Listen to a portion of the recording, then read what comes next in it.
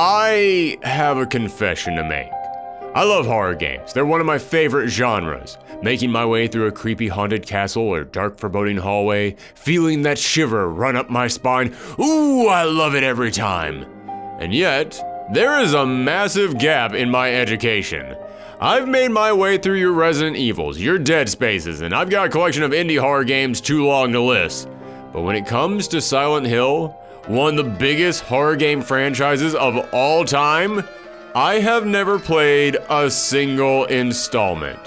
Well, you know something? It's Halloween, and the spirit of the season is compelling me to face this beast head on. So today, on Thorgi Finally Plays, I'm going to break out my radio, put my puzzle-solving skills to the test, and struggle to see anything through all this damn fog as I take on Silent Hill.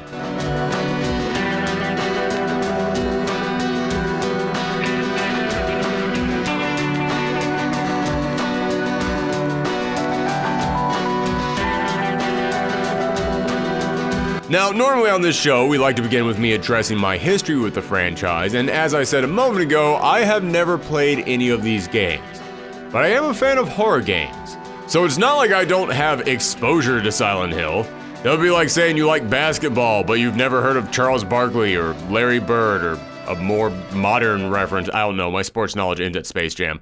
So over the years, I've watched tons of video essays, playthroughs, retrospectives, and other content about this franchise, and as a result, I know all about the characters, the enemies, the lore, and about how Konami has done everything in their power to destroy this and every other game they own. So if I like horror games and I'm willing to learn everything I possibly can on this game, why didn't I actually play it? Well, it's kind of a complicated issue, but if I had to sum it up, I think my answer would be...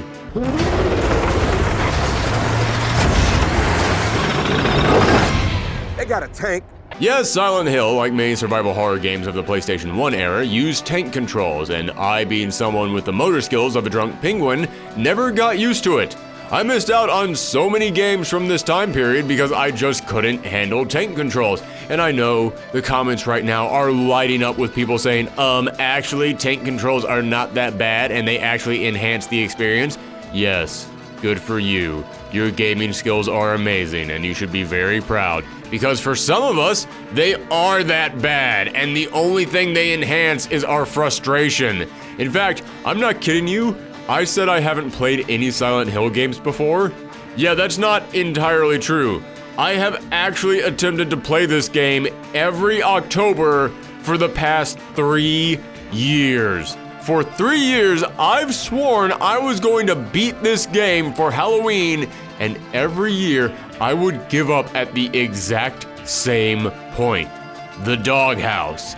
In other words, pretty much the first save that you run into in the game. I would get here, save my game, and then I would be so frustrated with the controls, I would say, okay, I'll come back to this tomorrow, and that tomorrow would come 365 days later. Then I would pick the game back up, see where I last saved, and I'd realize I had forgotten everything I had been doing up to that point, and I would have to restart. Then I would get up to the doghouse, save, and then decide to come back tomorrow and repeat. Hell, last year, we even had this channel. We even had the Thorgi Finally Plays show, and I was determined to beat this game last year for Halloween, and you know what happened?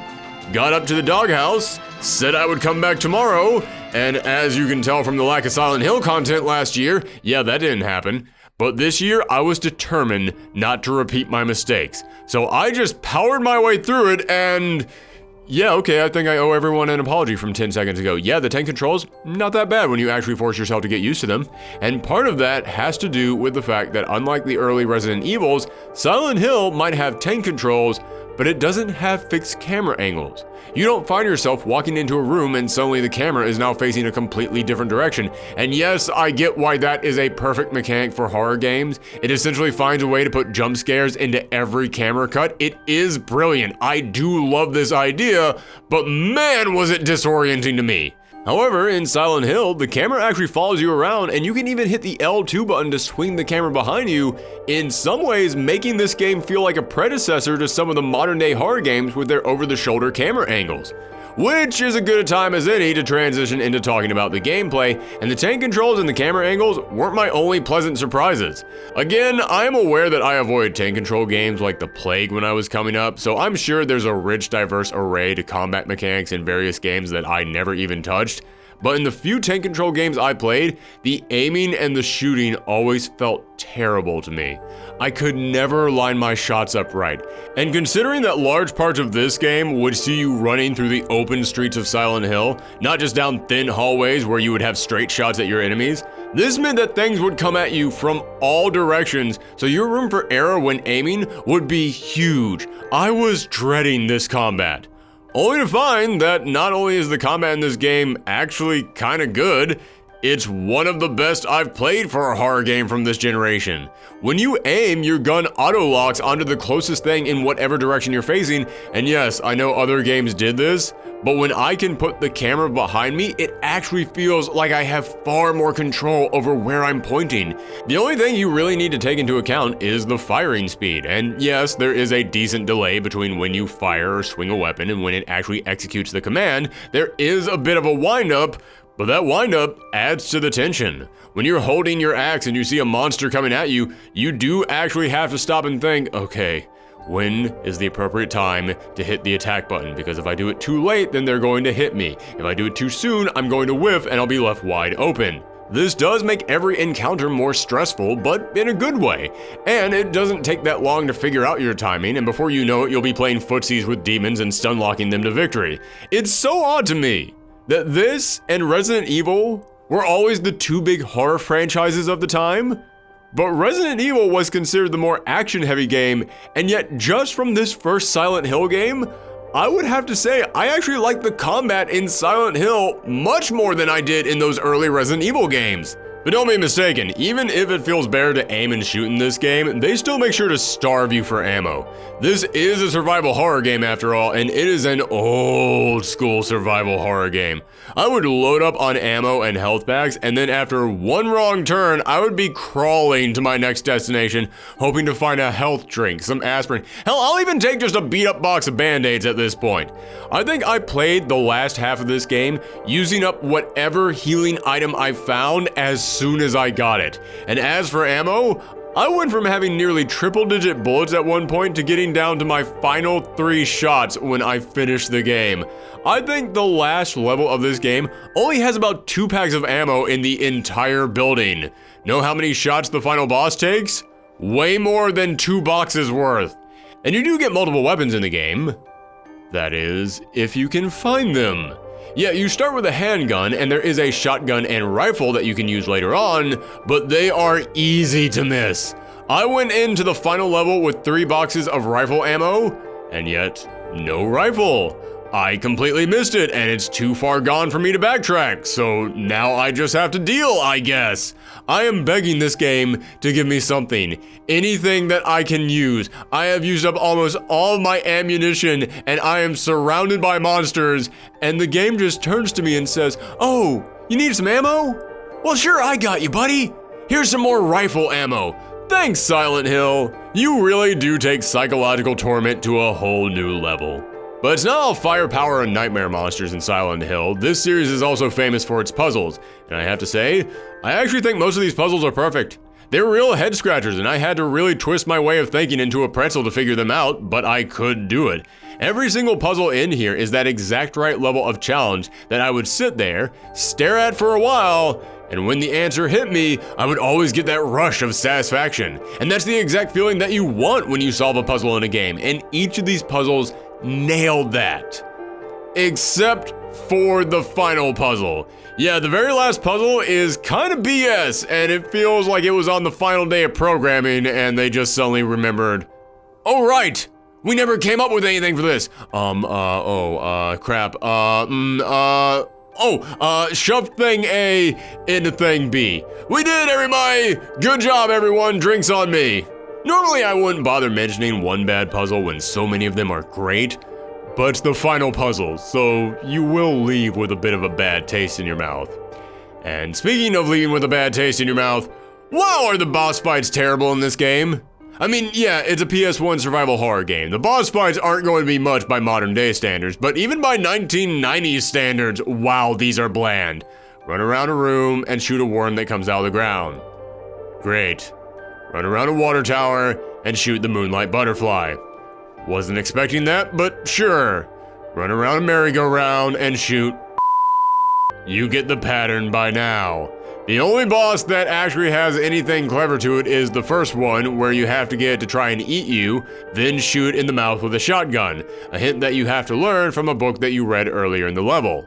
But even then, you know how you get that monster to try and eat you in the first place? Run around a room and shoot it. And the final boss? Okay, granted, I know there are multiple endings to this game with different bosses, and I know that I got the bad ending. And not just because the game bugged out when I equipped my gun and it did this. You may want to turn the volume down on this video real quick. You've been warned.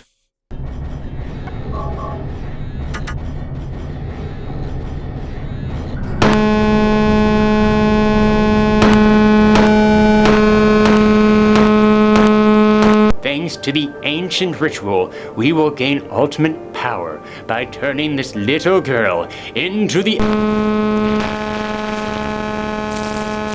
I'm sorry, what? Can you repeat that? I feel like I'm missing very vital, important parts of the plot right now. Is this because this is just a really old, buggy game, or is it because Konami secretly put something in the program to make this thing self-destruct once they hit a certain date? But even considering the game was bugging out and this was the bad ending, this final boss is atrociously bad. It is the same as the others, except now you don't even run around something. They just stand there and you have to hope that you can shoot them more than they shoot you in a war of attrition. It's just a terrible idea, poorly executed, and it left me sitting there saying, "You have got to be kidding me." Which is not the first words you want to come out of your player's mouth when they beat your game. But, let's be real. Bad boss fights don't matter in Silent Hill, because end of the day, the most important question to ask about Silent Hill is it scary? I'll be honest with you guys, I went into this game not expecting much. I mean, this is a 4-generation-old game at this point, and while graphics aren't everything, no, certainly not, I still prepared myself to have the tension broken by the blocky pixelated graphics and the 90s voice acting. Hold it! Stop! Don't shoot! So, with that being said, allow me to put this as plainly as I possibly can. Silent Hill is scary as hell. The sound effects constantly made me feel like I had something crawling under my skin. This game had a decent number of jump scares that were actually well timed. They weren't just there for cheap thrills. They knew exactly when I was looking left, so they would have something come from the right. And the lighting, the colors, and the infinite fog and darkness made me constantly feel like something was out there just waiting for me. Going into a room and hearing my radio start to crackle, letting me know that there was something there that I couldn't see yet. Oh man, it knew how to make me tense up in a way that few other games ever have. But above it all, the story and the mystery, it pulled me in and fully immersed me in all this. And that's what blew me away the most about this game, because as I said, I may not have played Silent Hill, but I've watched more videos on this franchise than there are actual games in the franchise. I have read up on this lore inside and out. I know what the mystery of Silent Hill is. When I found a secret videotape, I knew what the recording on that videotape was referencing even before the game said it. And yet, the way this story is slowly dribbled out to you, the way it grows alongside the creepy nightmare that is this world, it gave me amnesia, because even when I was playing through a section that I had seen other YouTubers talk about a dozen times over, I still looked at it like it was the first time I had ever seen it. I would see something play out in this game that I knew was coming, and I would still have to put the game down because it freaked me out so much that I needed a moment to recenter myself. I have played through a lot of horror games that I spoiled myself on and already knew what was coming, and none of them managed to have this big of an impact on me. And even then, there were still things in this game that I didn't know about. Seriously, I had no idea about the final fate of Lisa in this game, and it ripped my heart out. I won't spoil it for you in here, but the scene is so good, I don't know if I could spoil it. It's something that you really have to experience for yourself. And when you stop and think about how her and Harry's story and interactions almost reflect the Japanese myth of Izanagi and Izanami, it adds a level of depth and sophistication to this story that just impressed me all over again. It is insane how good this game is. Listen, I've talked about this before, but Thorgi Finally Plays, it's not really a review show, it's more of a show about me talking about my experiences playing these games that everybody had been telling me about for years, and then really examining whether or not what I just played lived up to what everybody had been telling me about. In other words, to some degree, this is a show about hype. It's a show about examining whether or not these old classic games that everyone loves live up to the hype that surrounds them. And when it comes to Silent Hill, oh my god, did it live up to the hype? It blew the hype out of the water. I feel like I need to invent some kind of a bullcrap graphic to throw up here, the hypometer or something stupid like that, so that way I can quantify how well this lived up to expectations. If you have never played Silent Hill, okay, admittedly, it is kind of hard to get your hands on a copy of it today, but if you still have a PlayStation 3 lying around, it is on there as a PlayStation 1 classic. That's what I played it as, and seemed to work just fine for me. I mean, aside from this.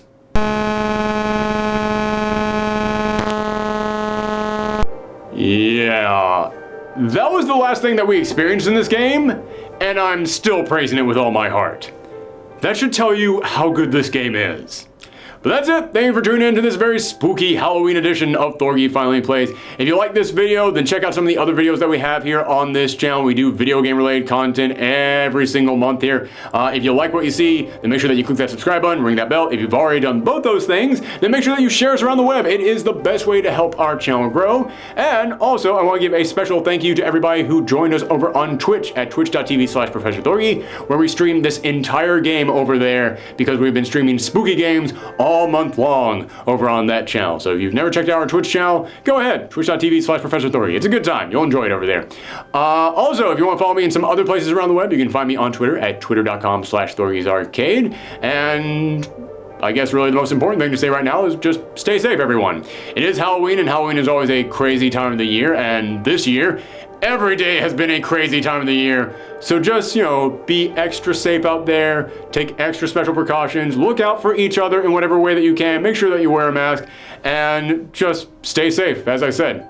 That is a terrible way to close out this episode. So instead, how about we close out this episode with a montage of all the times that I got freaked out playing this game over on Twitch. That sounds like way more fun. Let's do that. How did the cat...